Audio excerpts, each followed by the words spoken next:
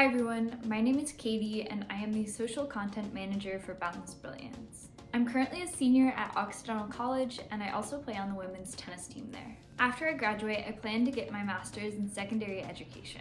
I served as a virtual teaching assistant for a 9th grade English classroom during the 2020 to 2021 school year.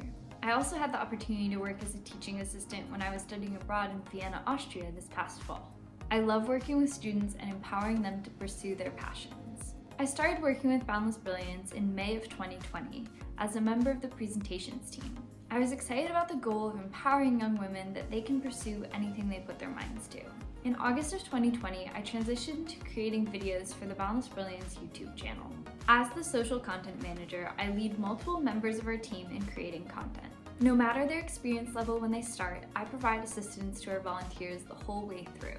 From giving them basic tips for writing scripts and filming videos, to coming up with a schedule that works for them, all the way up to looking through their final drafts and making any last-minute edits.